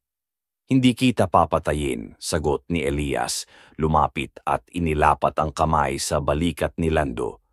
Pero hindi na rin kita hahayaang manakit. Ang batis suddenly erupted with light, and from there, the images of the past appeared. Ang ama niyang nagbago ng anyo, ang ina niyang umiyak sa ilalim ng ulan, at ang batang si Elias na umiiyak habang pinagtatanggol ng isang nilalang na may mga pakpak. Ang lahat ng iyon ay bumalik sa isang sigaw, ang sigaw ng buhay, ng kasaysayan, ng sumpa. At nang muling dumilim, natagpuan ni Elias ang sarili niyang nag-iisa sa gitna ng gubat. Walang Lando, walang diwata. Tanging ang singsing at ang malamig na hangin ng gabi ang naiwan. Ngunit sa dulo ng batis, naroon pa rin ang kanyang refleksyon, ngunit hindi na siya iyon. Ang nakatingin pabalik ay isang mukha na may mga pakpak na tumutubo sa likod at mga matang hindi alam kung tao pa o halimaw. Kung ang sumpa ay dugo, maaari bang maging awa rin ito? She asked herself, but the answer has vanished into thin air. A moment's jest, a beautiful laugh, and from the darkness a voice, familiar, standing straight on one's hairs. Hindi pa tapos, Elias. Ang mga ibon ng gabi ay nagbabalik kapag ang liwanag ay natutulog. Muling kinilabutan si Elias pero hindi na siya umatras. Para sa unang pagkakataon, nagtingin siya sa langit. Ayaw niyang magdasal, kundi sa paghamon ng tadhana. Gumalaw ang mga ulap at sa pagitan ninyo may lumitaw na isang malaking ibon na apoy ang mga mata. Mga pakpak nito ay kasing gilid ang lawak ng gabi at sa bawat pitik, yumayagang ang lupa. Ngunit sa gitna ng takot, naramdaman ni Elias ang isang bagay, isang init sa kanyang dibdib, isang tibok ng puso na hindi na kanya. Sa kanyang kamay, ang singsing ay nagsimulang lumutang, umiikot at dahan-dahang naging isang maliit na mutya, may hugis ng luha. Ito ang luha ng kanyang ina. Sa saang gabi iyon, bago ulay-ulayin ng dilim ang lahat, narinig uli ni Elias ang bulong ng diwata. Ang sumpa ay hindi nagtatapos sa dugo. Nagtatapos ito sa awa. Ngunit bago pa man niya maunawaan ang ibig sabihin, bumalik ang mga mata sa ilalim ng batis, mas marami, mas gutom. At mula sa ilalim ng tubig, isang kamay ang sumulpot, ang kamay ni Lando, nabubuhay muli. Ngunit ngayon ay may mga kuko ng halimaw. Hindi mo ko kayang kalimutan, Elias, sabi ng tinig. Dahil ang bawat sumpa ay may kapalit. At doon natapos ang gabi, hindi sa katahimikan, kundi sa sigaw na nagmula sa kalaliman ng kaluluwa. Kung ikaw ang nakarinig ng sigaw na iyon, makakatulog ka pa kaya ngayong gabi.